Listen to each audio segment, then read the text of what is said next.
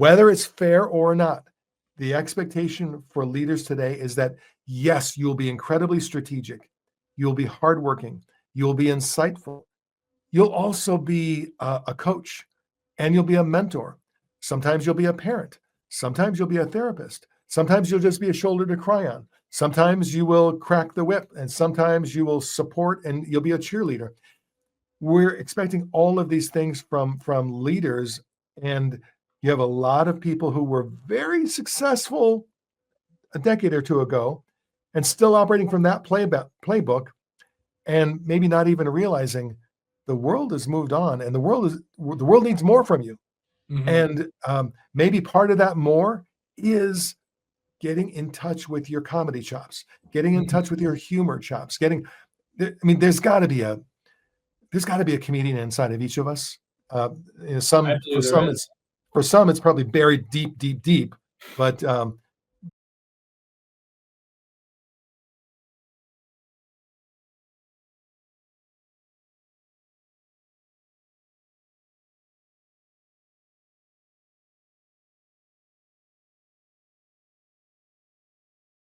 welcome to Leadership Disrupted. Today we have with us Kevin Hubschmann, who is a self-described comedy nerd and a former enterprise salesperson, or as he likes to say, he used to sell SaaS, software as a service, and now he sells LaaS, laughter as a service. Although, to be honest, Kevin, a lot of your laughter is also sassy. So there's definitely a connection between SaaS and LaaS. He graduated with a bachelor's degree in business administration from Georgetown University. And man, oh man, I bet Georgetown in Washington, D.C. was just a deep gold mine of comedy material. So, Kevin, I'm thinking while I'm on a roll, tell us first about you and your business, and then we will explore the role that humor plays in great leadership, in the workplace, and all of those things. How does that sound? Absolutely. It sounds great. Thanks for having me, Dan. Sure. Yeah, Laugh Events is a business that does comedy experiences for corporate audiences. And that comes in the form of two things. One is entertainment, and that entertainment can be in the form of just setting your team up with a laugh, whether that's a virtual laugh. We've created this amazing format on the virtual side of things. It started during the pandemic. Our business really blew up during the pandemic, but we decided to create a unique version of comedy on the virtual side of things that really fits well into the virtual space, highly visual or highly customizable. We also have, that cheese slice that is stand-up. But yeah, it was the goal of just helping people laugh more in the workplace. And the pandemic was obviously a very ripe time to help people laugh more, but it was also a great opportunity for us to work with some of the best comedians in the world because they couldn't physically work. They were not allowed to work legally, and so we brought them on these Zooms and these Teams calls, and really made the people all over the world laugh. It wasn't just the U.S. or North America. It was Europe and Australia and all over the place, and it was a really cool experience. But then when the world started to come back in person, we started to get more into bringing those comedians into offices. And then eventually, and this is the thing that really our business is so excited about, its hyper growth and its opportunity, is something we've developed called Laughing and Development, which is using comedy skills to level up professionally. And those comedy skills, it's not about making a joke. It's not about a pun or a dad joke or having something canned and ready to let it rip. It's about using skills that improvisers use, that stand-ups use, to make better human connections and use those human connections to collaborate better, to sell better, to innovate, to come up with new ideas. And those skills are, you would call them soft skills, maybe, like active listening, empathetic communication, effective communication, thinking on your feet, going off script, a number of different ways that these improvisers and stand-ups do on stage. I believe that there's so much to learn from comedians. And as a comedian myself, I learned these firsthand, and I used these firsthand when I was doing enterprise sales.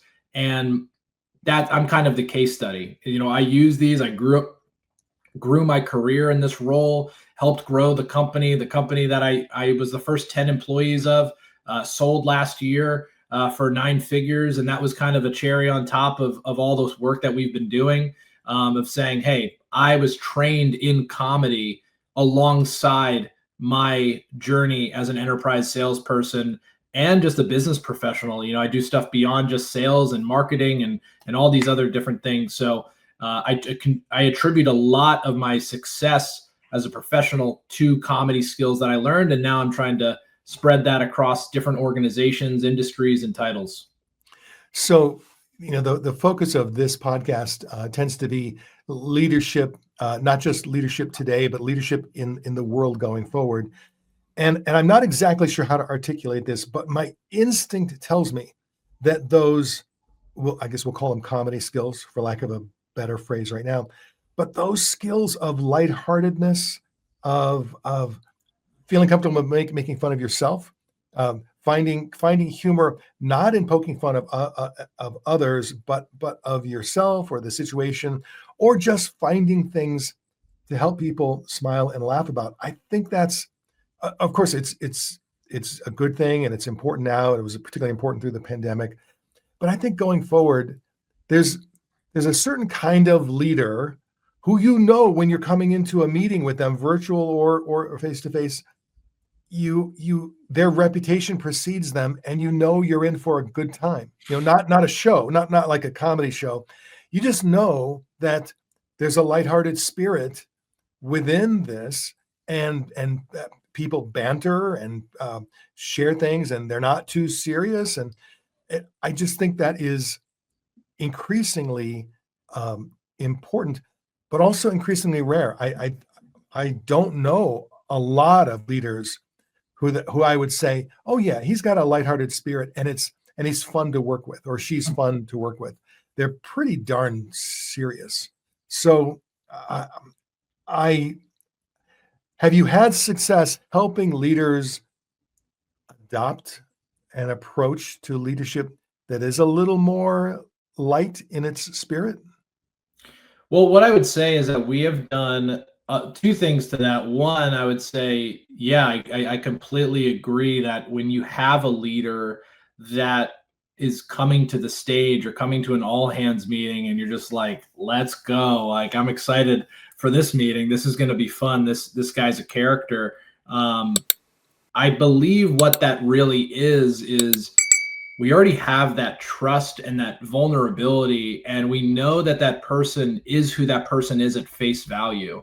And it's back to what I said before. I don't think that when you say that guy's funny or whatever, they're going to be telling jokes. Like, they're not going up there and reading off a list of jokes that they found in a joke book.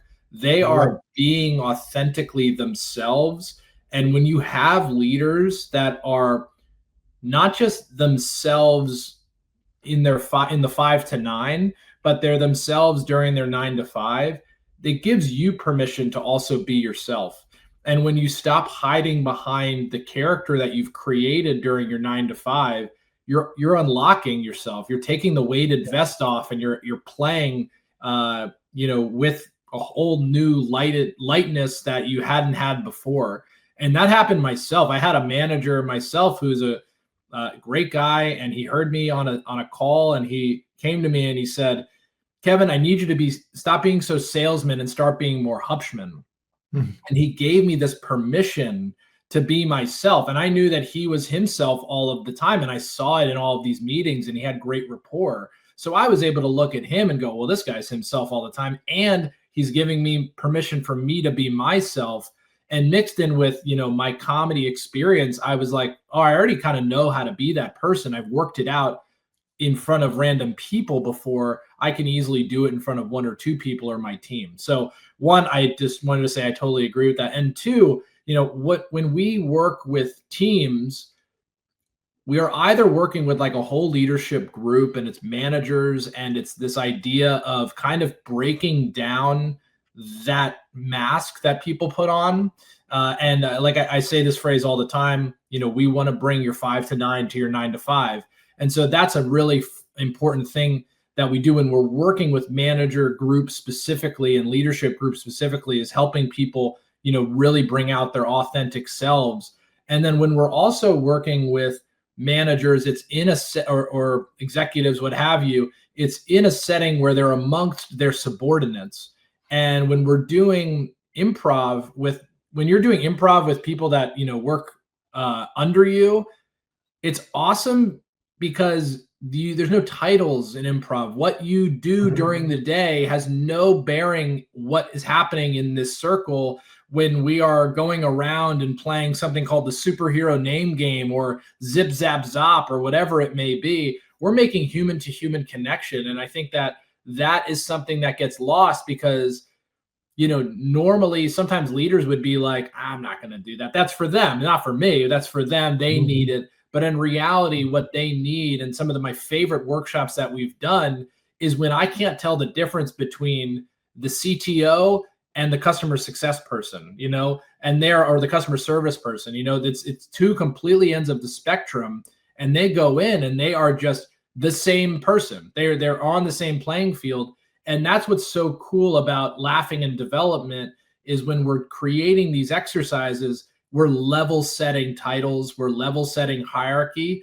And when you throw that out the window and everyone's on the same page, then you can start to connect. And my favorite thing is people are like, hey, we want to go to a venue to do this workshop.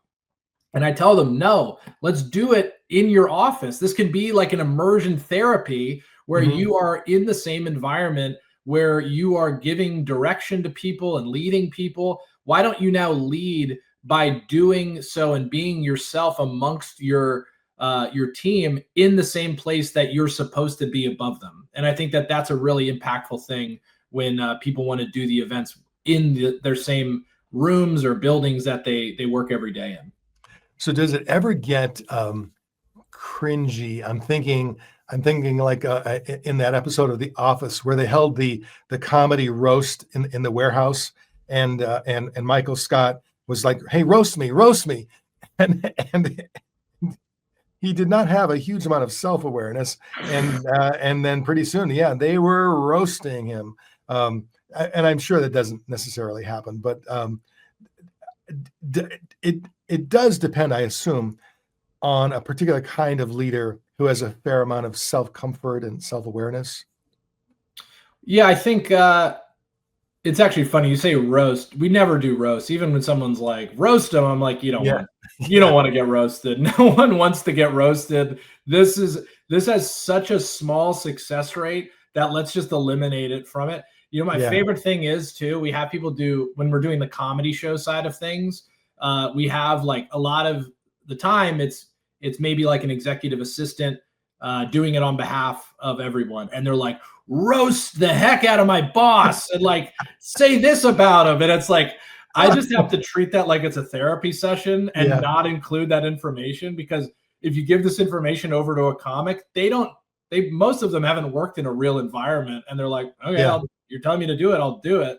And then it's a horrible situation. And but those are my favorite like roast stories where I've just said, no, I'm not going to do that. Where you can tell like they're giving you notes under the protection of privacy or anonymity, and then it's like a 360 feedback where suddenly they start to say what they're really thinking. Hey, roast him on his smell. Roast him on and then it's like roast him on this secret that nobody knows, or there's times where they'll be like people will say in these pre-event surveys like, oh, like make sure you don't talk about that that secret that he has, and I was like, how on earth would we have known? You just told us that like he has like a second family. That's not appropriate. Joe and Betty are dating, but no one's supposed to know.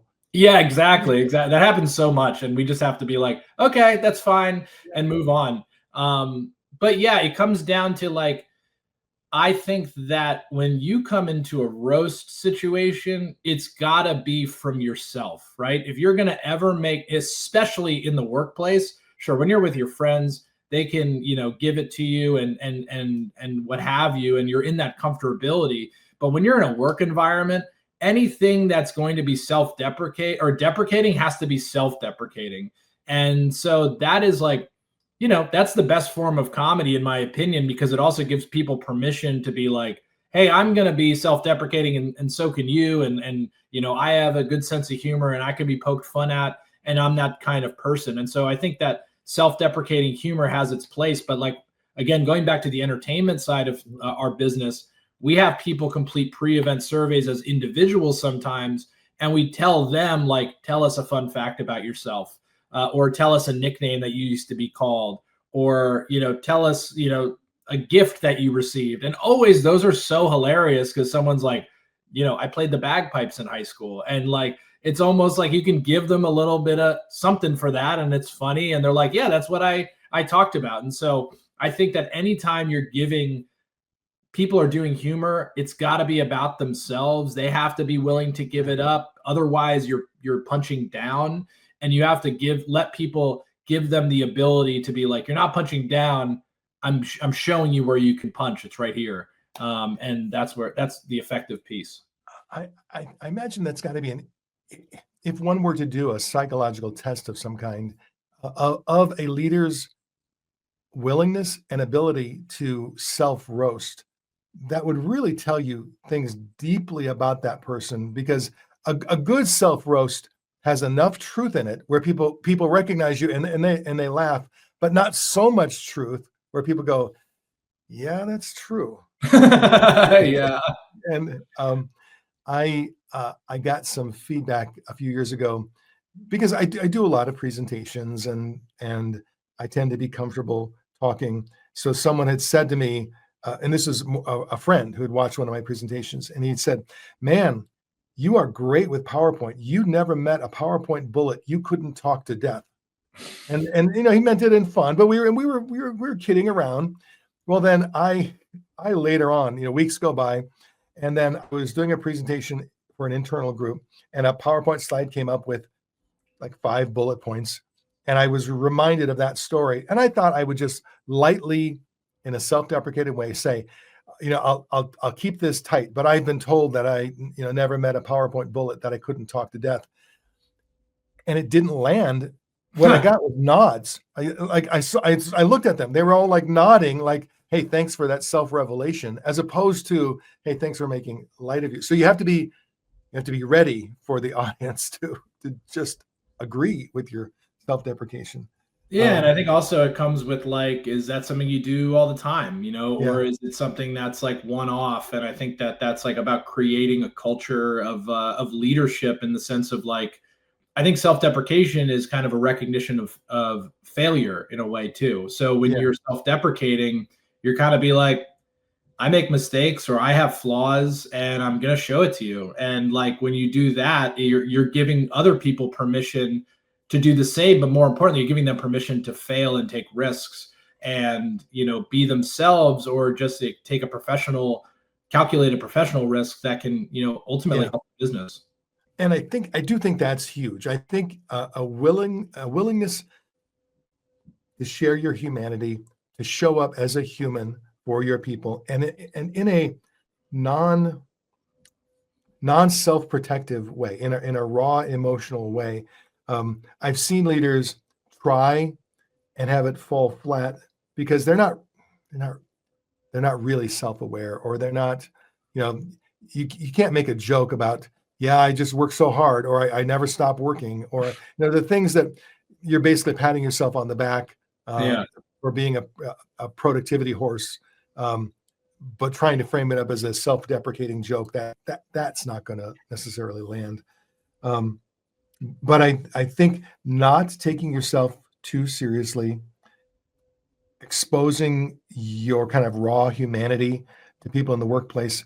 Um, it's what particularly the younger generations of employees, it's what they respond to. It's what they're looking for. They're looking for real. They're not looking for someone to drive them with their latest OKRs or their latest KPIs, or check in on the projects. Or, I mean, those things have to happen. Sometimes they have to happen, but I do think leaders of my generation struggle with revealing, struggle with showing up as a human, um, and I think comedy can be that avenue through which now how do I ask this?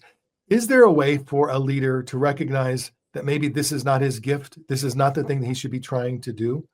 Well, I think like it goes back to, when we are doing improv workshops, and what we call laughing and development, it's not about like know your lane. It's about let your hair down. It's about like, there are no wrong answers and there is no right choice. And, you have to be willing to take those chances. And I think that what you had said is like this younger generation responds to,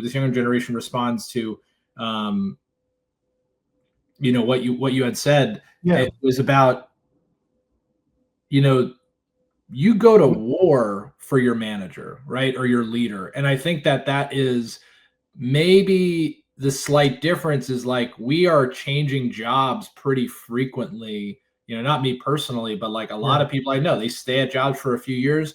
Maybe in your generation, people are there for like 30 and they know the hierarchy and whatnot. People have a lot of choices now as to like where they can work, who they can work for. And it's so critically important that you feel like you would go to war for your leader. And I like, that's how I felt.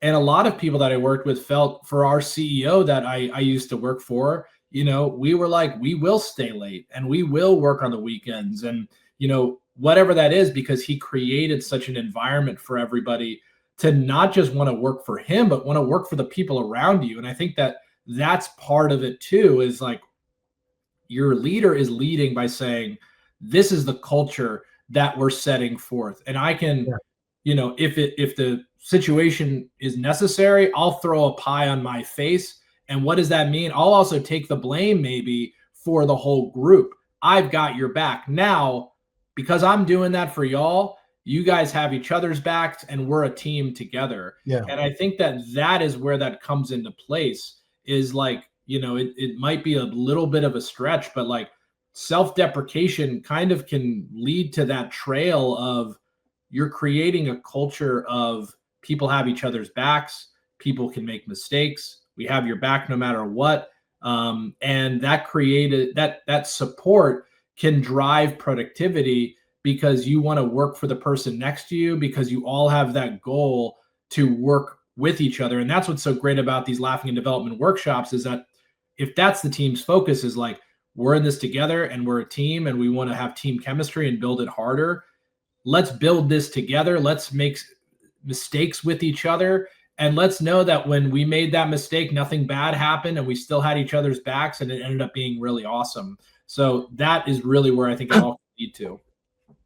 When I worked for GE, I traveled with sales reps. I was a sales trainer, and part of what I would do is I would spend at least 3 or 4 days out of the month traveling on the road, like literally on the road, going from sales call to sales call with different reps to identify their development needs, training needs, but also to get a sense of the reality on the ground. I was traveling with one of GE's top aerospace reps. I mean, this guy was calling on big aerospace companies, walking into big meetings. I mean, his typical account sale would be in the millions of dollars, like multi-millions of dollars for jet engines, those kinds of things. And so these were serious meetings with a lot of engineering specs, a lot of stuff to go through. And so as I'm traveling with him, he was kind of quiet, but then we would get into the meeting, and I could see he would light up. He would, and you could feel the show being. And then the first time I saw him do a presentation, there was a point at which he stood up to go to a whiteboard, and he was trying to explain a particular engineering spec. And he goes to the whiteboard and he's talking and he's writing. And as he's kind of writing and talking at the same time, he's not a very good drawer. I was tracking with what he was saying, but the smudgy thing on the whiteboard was not great. And he turns and he says, "Okay, so drawing is not my gift. Let me try just explaining it, and he explained it, and it was fine. But they all laughed at it. He laughed at himself, and they laughed with him, which I thought he handled that really well. But then we go on the next sales call. He does the exact same thing, and I realized on the next sales call, oh, this is a thing. That wasn't the first time he had done it. There was a conscious effort to, and then later, like after I'd seen it the third time and we were having coffee, and I asked him, and he said, notice one thing. When I stand up and I've got the dry marker in my hand, it concentrates attention like nothing else. So he said, after about, as I'm presenting and talking, after about 10 or 12 minutes, I feel like they need something to shift and change in terms of changing the energy in the room. So I stand up and I go to the board, and he said that alone kind of changes people's energy. And then as I'm writing and drawing, I can feel their attention. But he said, I'm really not a very good drawer. I find this very hard to do while I'm talking. He said, if I slowed down and I took my time, I could do a nice drawing, but he said, I can't slow down. So he said it became a very conscious part of my shtick, so to speak.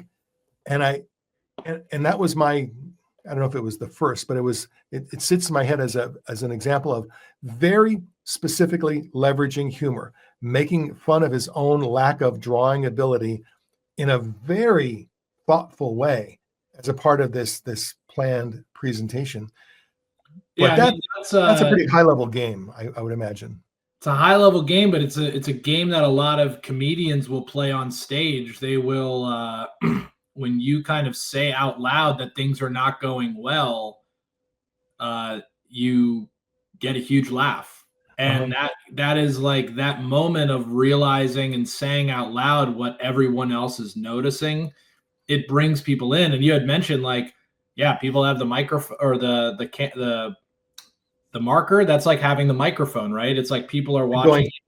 Is this thing on? As cliche as that is, it's definitely a moment for sure. Yeah, I mean, there's like the idea of I have done so many shows where I have not been doing well, and I will literally be like, oh my gosh, this is not going well. And it's the loudest laugh that you'll get. And it's this moment where people go, oh, at least he knows, at least he knows and he's aware. And that self-awareness builds trust, and you almost can win the audience back versus going, you guys don't get it. Yeah. You're a bad audience. And that's actually how you lose an audience, is when you say to them, I've seen so many times where comics will, myself included, where you get really self-conscious, you're on stage and your set's not going well. You're telling jokes that usually kill.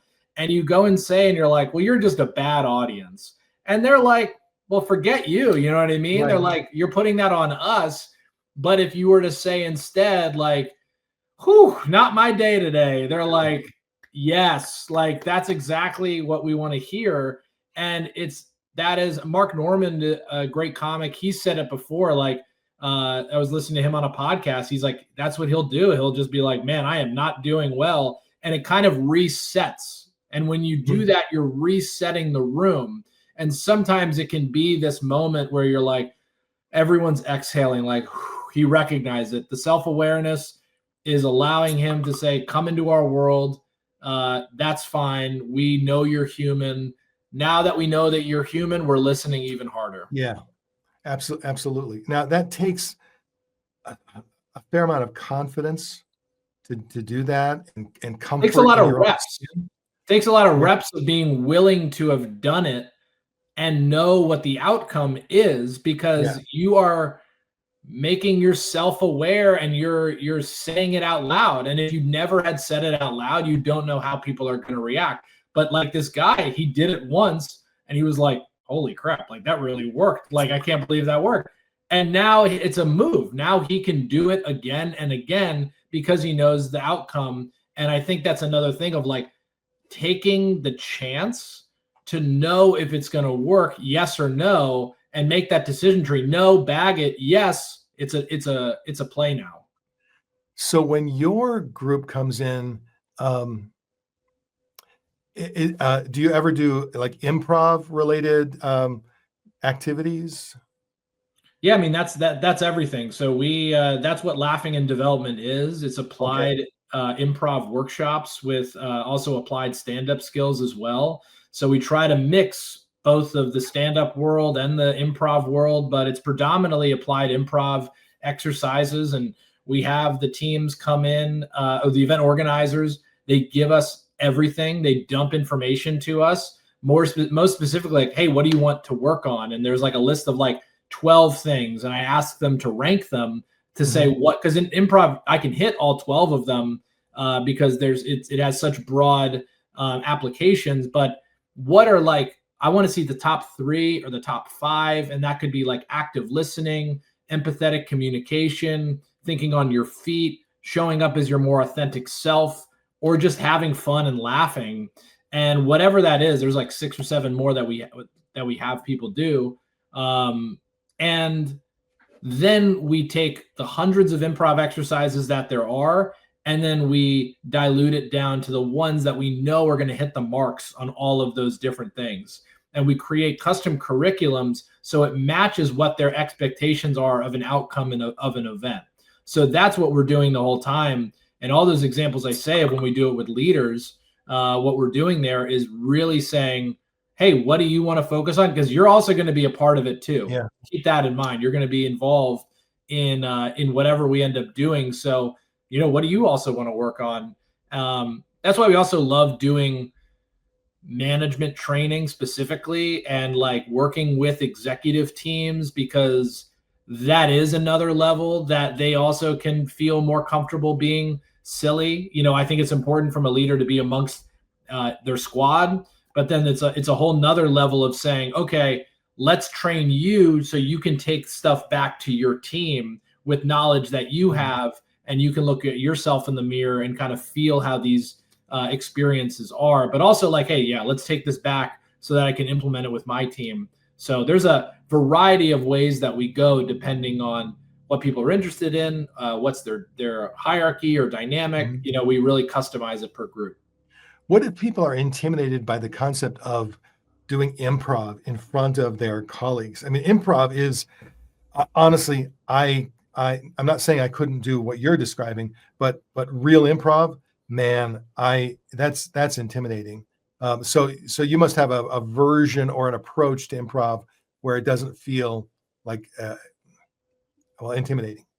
Well, so that's actually the biggest misconception of improv and that's why we stopped actually calling it improv, and we call it laughing in development, because when people think of improv, they think of whose line is it anyways? They think of Michael Scott improvising. They think of their favorite comedy movie, and that scene was improv, and it's brilliant, and that's amazing. How did they come up with that? That is using the skills that you're training in application, right? And that is, so what we're doing is we're doing the training of what that is. And so we are training people in applied improv, and it's about what you're going to apply it to. So in your case, you're talking about performance-based improv. When we are doing these trainings, none of it is performance-based. No one's getting up on stage in front of a group of people and saying, be funny. People are going and they are doing improv in front of each other. It could be a group of 20 in a circle. It could be breakout groups of 5. It could be breakouts of 2. Come back in the center. Let's recap what we just talked about. Let's apply it to, what the objectives are for this event or our titles. So that's a big part of what I'm trying to do, is I'm trying to re-educate people on the value of improv so that it's not looked at as this very intimidating word. That's why I wrote on my newsletter an article, improv is a dirty word, because it is. It allows people to go, I can't do that. That's either too intimidating and hard, or it's like not cool. It's like not something that I want to be a part of. And in my opinion, improv actually has so many more applications to the professional world than it does on the comedy stage, because you have to have someone that's, in stand-up, people improvise, do crowd work, things like that, but it's kind of like scripted for the most part. It's an act. It's It's what people are doing. Even some of their crowd work is, a path that they're taking. And, in the Office or the comedy movies, like, it's a script and you have to have a director that says, okay, let's do some improv. You have to get that permission. Whereas in the professional world, we have to improvise all of the time, and we have to communicate with our team all of the time. And so that is really my mission, and my goal is to help people see applied improv, or as we call it, laughing in development, because it has a way more inclusive and exciting terminology to it, as the way to like unlock your team, but also unlock you as a professional. I had a friend who managed comedians in the Midwest. This goes back a couple of decades, but they were like driving from town to town. He would drive them. He would set up their hotel room and everything. Basically, he was their road manager, and he managed people like Jimmy J.J. Walker and a few other comedians of that level. And so he and I were talking about.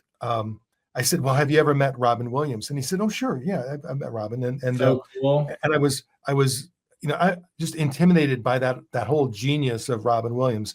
And he said, "The thing you have to understand is Robin spent decades honing his craft. All of the things that seem to come out in just the spur of the moment, these are things he's done over and over and over again and adjusted and refined.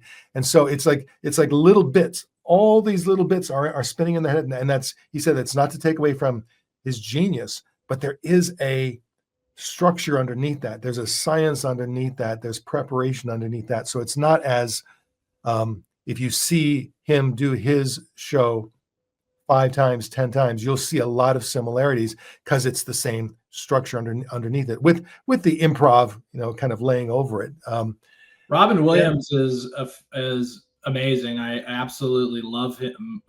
People forget he went to Juilliard. He is he's a brilliant actor, but he actually he was known for not knowing what was his idea or someone else's idea. He would go to comedy clubs and he would hear, this is in his biography, he actually got into a lot of trouble because his brain was always going, that he started to confuse what was his act with other people's act. And he would go and hear a joke at the Comedy Store, take it, it would be put into his brain amongst the probably thousands of things in the filing cabinet that was his brain. And he would use it on the Tonight Show. And then someone would go up to him and go, "Robin, you told my joke." And he'd have to start paying them cash. Yeah. Because that's how he was going. But Robin Williams is so brilliant. There's, I actually saw a great, speaking of whose line is it anyways, but I saw him, I just keep getting fed on Twitter and whatnot. So many great old Robin Williams things where he just never, everyone always looked at him as Robin will take care of it. Robin will be the one that there's this great one where Jack Nicholson is too drunk at an awards dinner and he's like, "Robin, take it away for me." And it was just I've seen that 5 different videos like that where a really huge celebrity is I don't want to be in the spotlight. Let me give it to Robin Williams. And he's going to be the one that takes us out of this. And it's because he was never afraid to fail. Yeah. And he turned every stumble into a new joke, into a voice, into whatever. That's a guy that didn't turn it off ever. And, maybe to his detriment, but that was the brilliance of Robin Williams. He was someone that constantly was practicing and doing all of these bits. And so he just had a treasure trove of stuff to pull from, but it was all reps. And I'm sure, like you said, he had done it once before, somewhere or another, but he's brilliant. Speaking of the algorithm for social media, I made the mistake of at one point, I saw a thumbnail for an old Friars roast from the 60s. And I thought, oh, okay, I'll watch that. It was Dean Martin and a few others. So I watched this whole roast because I thought it was interesting. But what I didn't realize was I was telling the algorithm, you really like this because you're staying for this whole show. So then it decided for the next 2 weeks, we're going to give you a lot of Friars roast clips. And I had to, Eventually, I had to completely stop because I realized I'm giving it wrong information. I don't like it that much.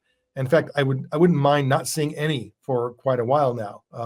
And then so eventually it got retrained to show me a little bit. I've gone on that same path, but mine goes down the Don Rickles route, and I just love Yeah. Don Rickles. I mean, he's the roast master himself, and he's the original. But yeah, it really goes back to all of those comics. Like, they are quick, but they are trained, and it's like they're trained, and people think it's like, how did you come up with that? It's like, I had a great story. I remember I was opening for this amazing comedian, Jessica Kierson. And I was opening for her, and I remember just like bombing. I just did not do well, at least to my standards. I was the host. No one really even cared, to be honest. I was a blip in the radar. They came to see Jessica, and I went up for maybe 10 minutes, did very okay to not okay.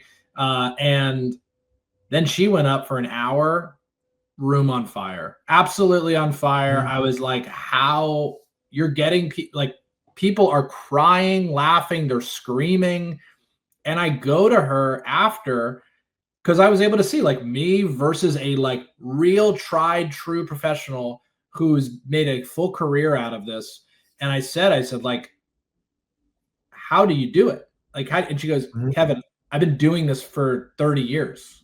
Like, it was kind of this obvious thing Yeah. of like, I have the reps. I've done this so many times. Like, what you just saw in there, obviously it was very special, but not really to me. It was like I was at work. And I think that is like a really keen observation that I had in that moment of like, this is work. The comedians that are working, they are honing their craft. It is their craft. It is their job. Just like we all have our jobs, this is their job, and they are training. And what my business is really trying to do, and what I'm trying to do, is say, okay, we all can train, and how we apply that training in our own way can elevate us professionally. And you don't have to be a professional comedian to use comedy skills, but you can use the same skills and train in these skills without having to hit a stage. You can do an improv workshop or applied improv workshop amongst people and get better at these skills, which can really increase your professional output. And two of the things I take away from that is you can learn these, but don't expect to go instantly from hey, I'm just the serious guy known for my Excel spreadsheets to I'm yucking it up and cracking everybody up during and that may not even be like where you want to end up. Probably you want to end up somewhere in between where you're viewed as still the spreadsheet guy, but with maybe a little more lightheartedness to you. Wherever you end up, it's not necessarily going to be overnight. That is something to practice, rehearse, assess. It's to some degree we all put on a show. We all do when we show up in the workplace. We may not realize it. We may not be conscious of it. I think the best professionals do. They are conscious of the show they're putting on every single day. It's partly their manner, their demeanor, their professionalism, the way they're dressed. And I think for leaders who consciously decide, okay, yeah, I need to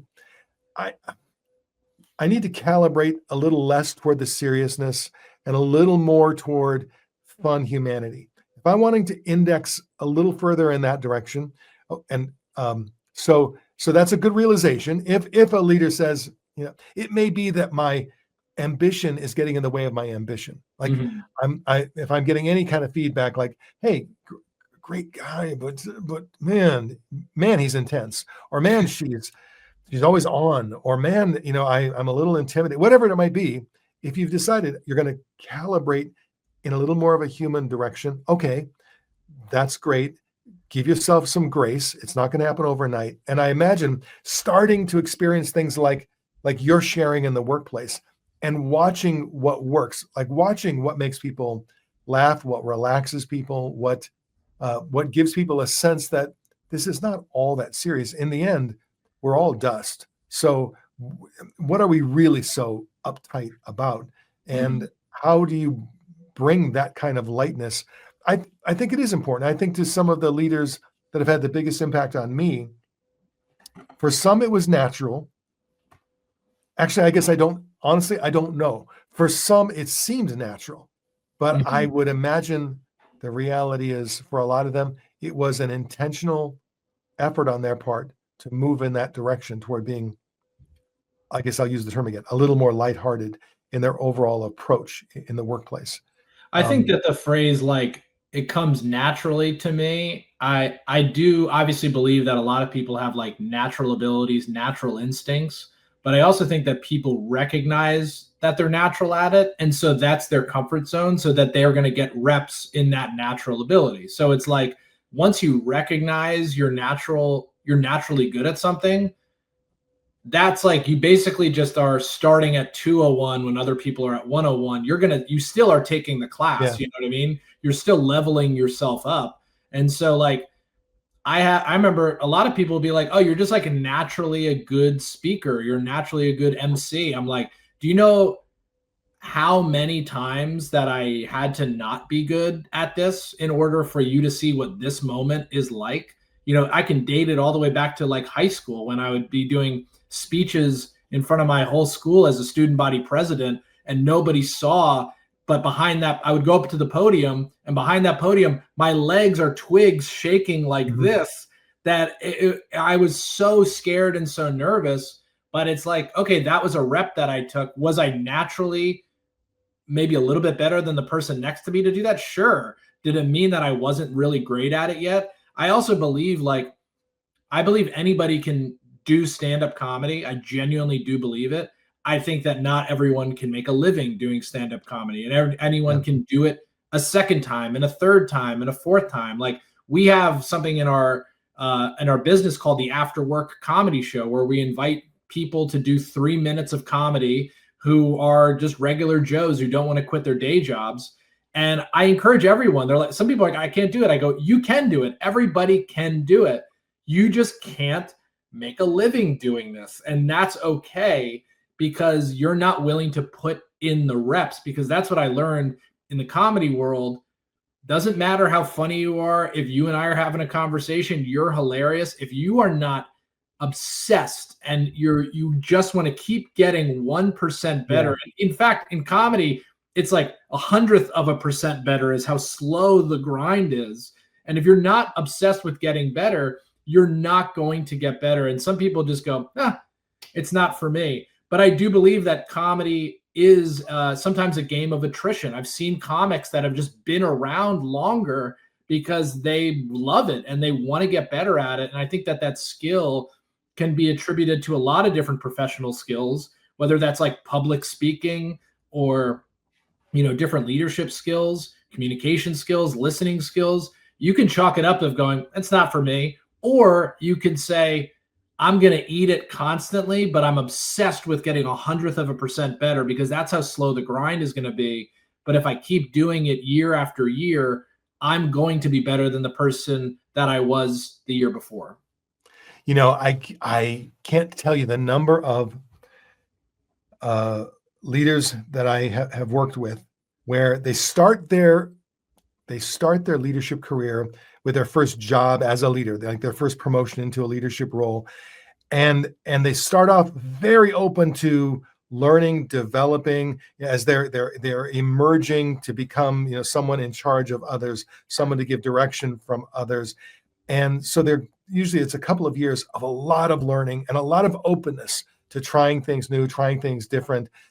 And then there comes a point with many of them, not all, but many, where they start to flatline a bit, where like, okay, I've got this down. I've got the sense of confidence. I've got the sense of authority. I've got the gravitas. I know what I'm doing.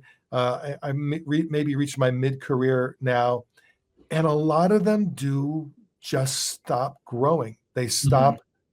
Basically, they're good enough to get the job done. They're good enough to move the projects forward. They're good enough to achieve the goals of whatever it is. But there is that rare leader that what you just described, is constantly looking for, what's that 0.1%? How can I make my impact on each of those individuals a little bit better? How can I show up a little bit more, a little bit better? How can I pay a little more attention? How can I do a slightly better presentation? How can I develop slightly better insights or develop a better strategy? Like, they never stop honing and refining. And then if you can maintain that trajectory, that's often how you end up with someone in his or her 50s who seems to be so naturally gifted It looks as a effortless. strategic leader and a tactical leader. It looks effortless, and it goes back to my example with Jessica. Like, it was effortless for her, and you compared me to her, and what was the difference between me and her? 100,000 hours. Like, it was so clear, and it was like, that is the difference. It's someone that is putting in that work, and that's also what I love about comedy, is that sometimes, like, you can't perfect it. Like, a joke will never be perfected. Yeah. And you can always make it a little bit better. You can change a word out. You can try something new, or add a new tag, or add a new setup, or change the punchline. Jay Leno has never produced a special before, because he's like, I don't consider any of my jokes done. And why do I need to burn any of my material? And I really, people say, like, what do you want to do with comedy? It's like, I don't have to say anything beyond what I'm doing right now. Yeah. I'm in it, and I like joke writing, and I constantly write jokes, and there's not a time where you retire. You can just keep loving and writing jokes and being in it and trying to get a little bit better and try to get up on stage as much as you can, and just use that as, like, pushing this ball up a hill and saying, it's never really done.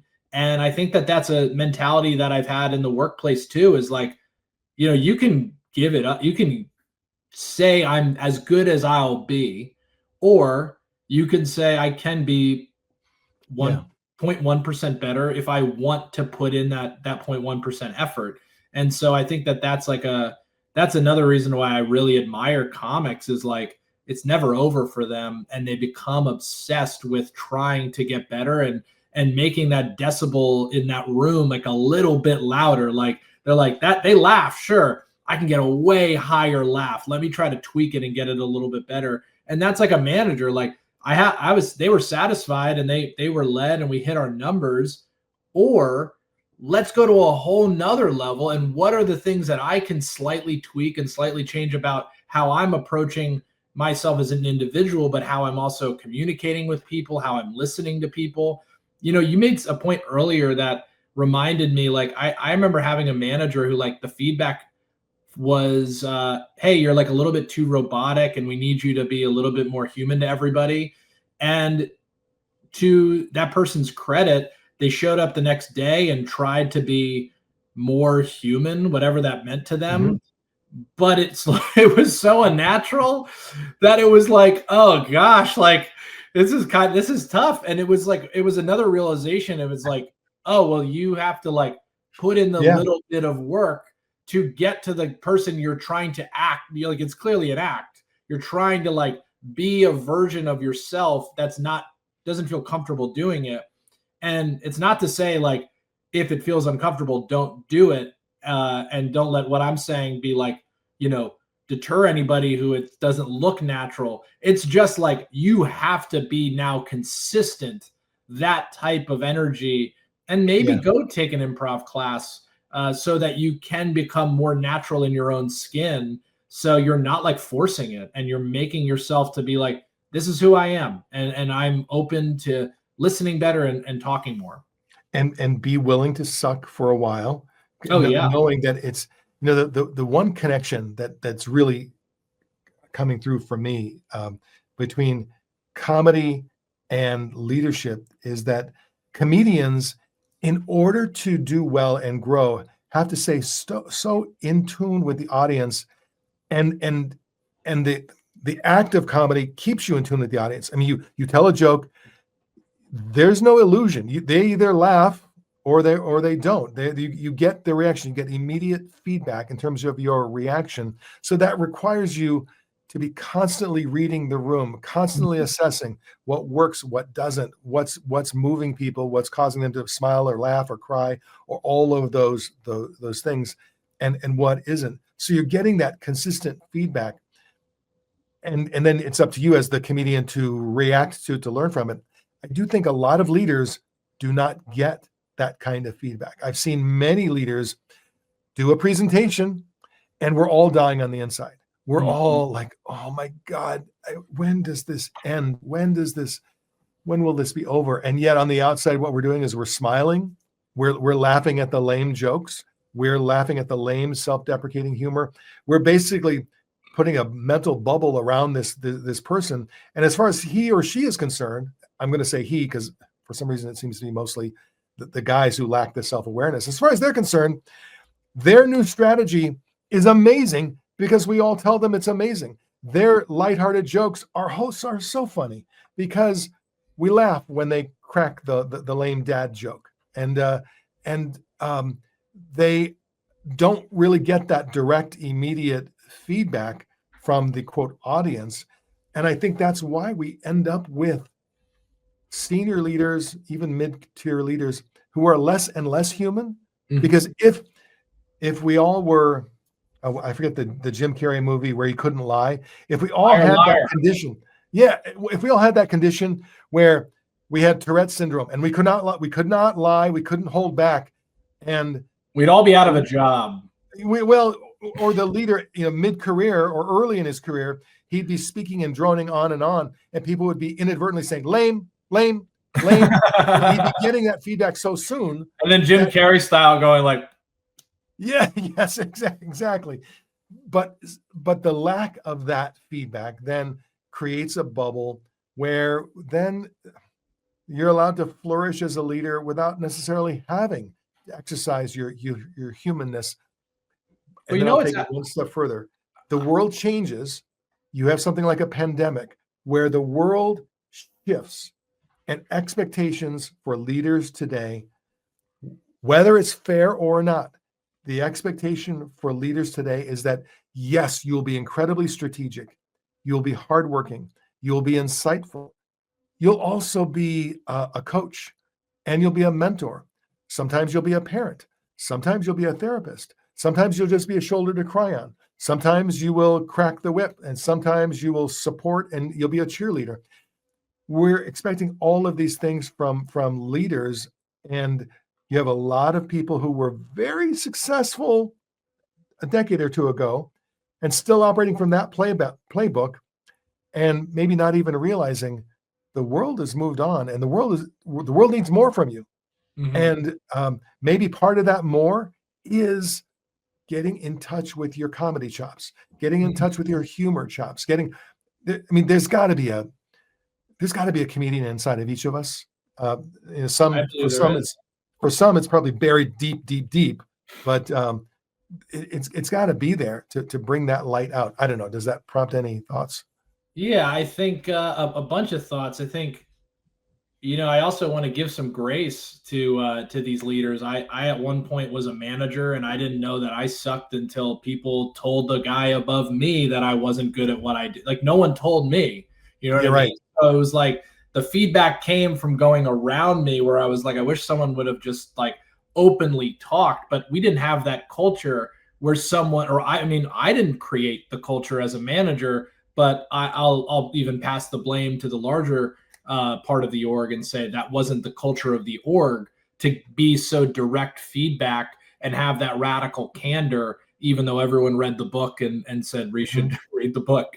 It wasn't in practice. But so like that is another reason why I think these laughing and development workshops and any applied improv workshops are so valuable to other managers, because you get put into a room of other people that are not there to judge you, or there's no stakes of like, if I say something, if they get feedback, I'll make it personal. It's like, no, you're getting like just general feedback about like your, I hate to use this word, but like your vibe, like you're getting that general feedback when you're in these environments where it's like, we're just in a studio together or a conference room together. And like, you're turning down a lot of our ideas. Has anyone told you like, you're kind of stopping the momentum of what we do here. Mhm. And it's like, you need to be putting yourself in other environments, because like, you're not just going to always get the feedback that you need, because that's not how the world works when you're at the top.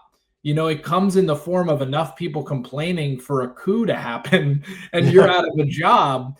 And that's what happens. Like, you lose control of the empire rather than getting a chance to change your ways. And that happens more often than not.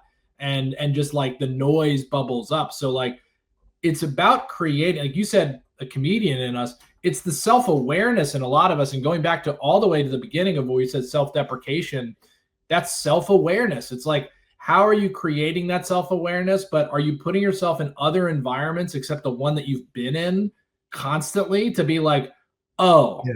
I'm not good at that thing that I thought I was good at. And everyone, it's like the emperor, what is the phrase? Like emperor's new clothes. You Yeah. know, it's like, that's what we're dealing with a lot of the times when it comes to leaders, is that, you know, no one's afraid to tell the leader that they're not they're not doing the performance that they think that they're doing, and what they're doing is coming across as inauthentic or cringe or whatever word you want to use. And that just leads to people leaving, or you losing your job, or, you know, just what happens is a communication breakdown. And that is what improv skills are. It's a communication, you know, flood. You know, you're Yeah. able to, it's a levee, you know, you're able to, man, those are actually contradicting, but like what I'm saying is like, it's a communication, you know, free flow, and you're able to like go back and forth. And like, think of any problems that anybody has in life, it comes usually down from a communication breakdown, or people not feeling validated, that they're not being heard. And so those are like two things that I would tell any leader or anybody of like, do I do both of those things well? Am I validating people? Am I communicating with them effectively? And, you know, that those are two of the key foundational traits for a good improviser. It's amazing how we react when we're at a comedy club or you're watching comedy on television, when you have one of those amazing comedians who basically just tells us the way the world is, and we're saying, "Oh, she said it. She said the thing we think, but don't Yeah. say," and we think it's hilarious, and also relieving to some degree. Like, yeah, oh, she's absolutely right. That's how we think, that's what we do. And I think that in the world of work, we get so caught up in the way we're supposed to be, the way things are supposed to be. Um, and you said give leaders grace.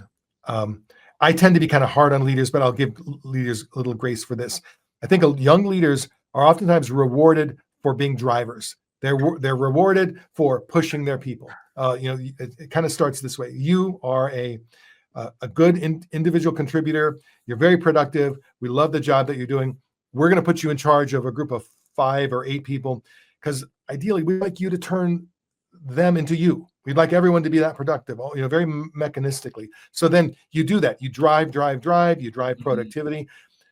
We would like to make you a director. We'll put you in charge of other leaders. So then again, you can drive, you can duplicate yourself.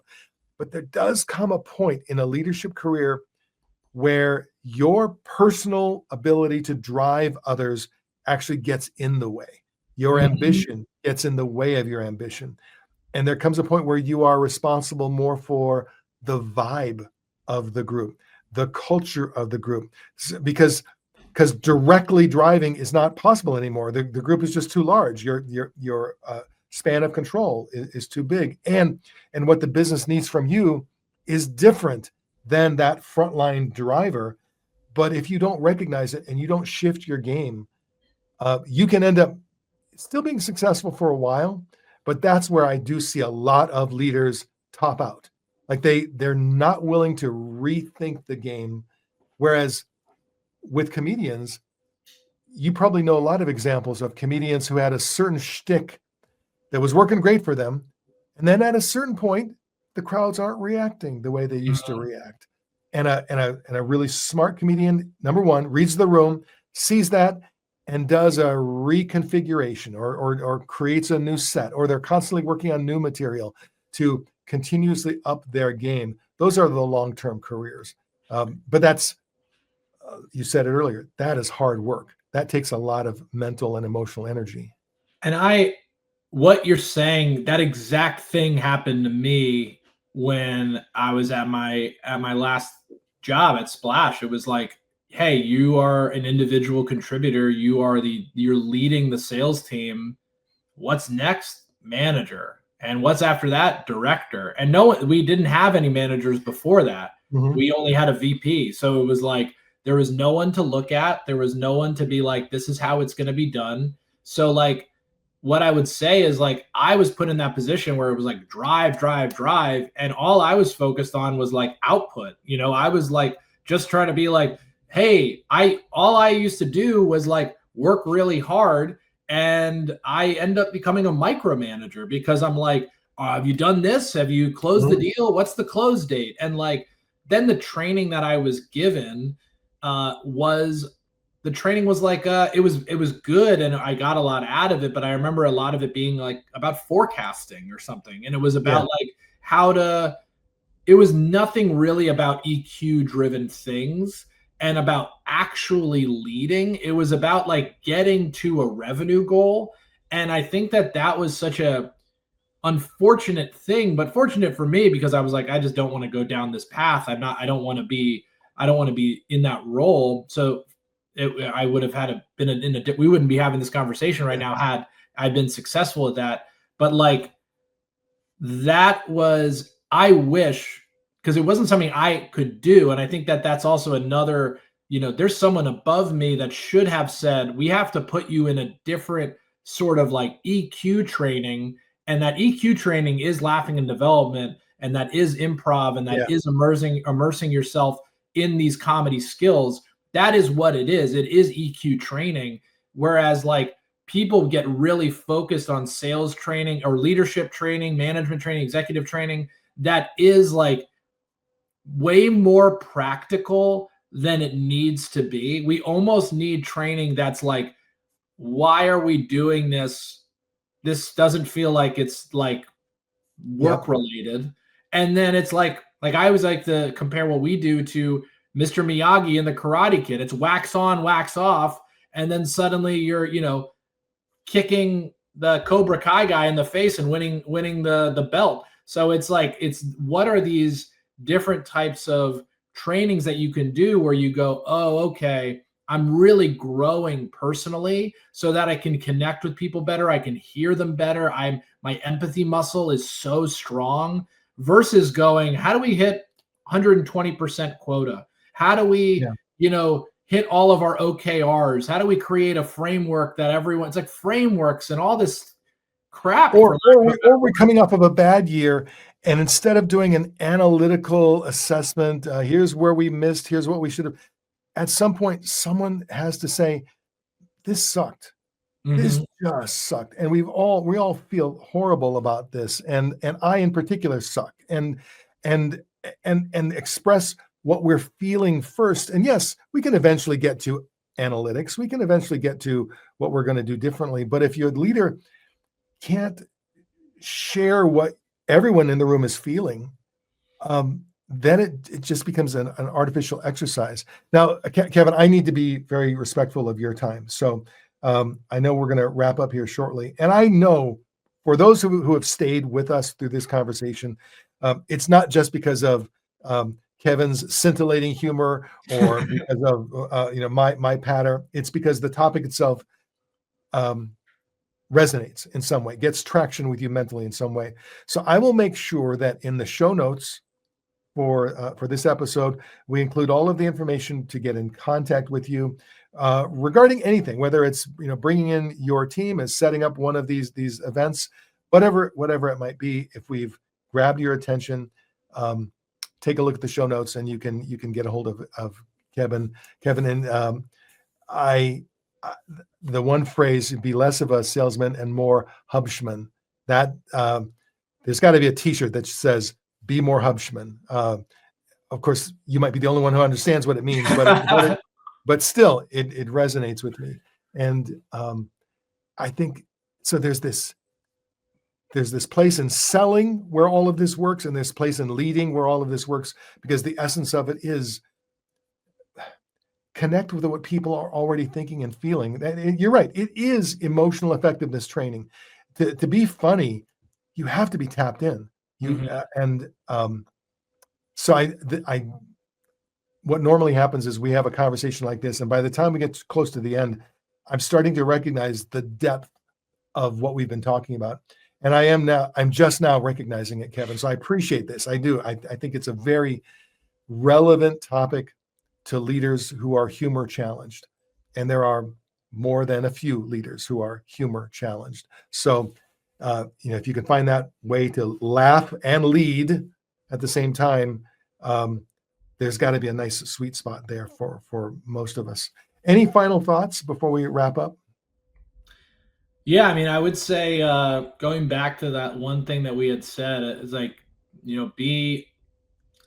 there's so much to unpack with that statement. I'm so grateful that, my manager said that to me, but like, yeah, stop being so salesman and be more Hubschmann. Like in a world with AI is going to allow forecasting and allow for strategy and allow for great documents to be made to get your point across. We need to be investing in our human nature, and we need to not let those muscles atrophy because the other parts of us are getting easier. And so whether you're working with my business and my company, Laughed Out Events, or you're getting that elsewhere, I think everyone needs to know that growth from a human level does not stop. People can continue to get better at it. Take those chances, put yourself in uncomfortable places, get that feedback in places that's not just around the people you spend all the time with. And yeah, don't stop working on being human. So you and your organization, you can all be more Hubschmann.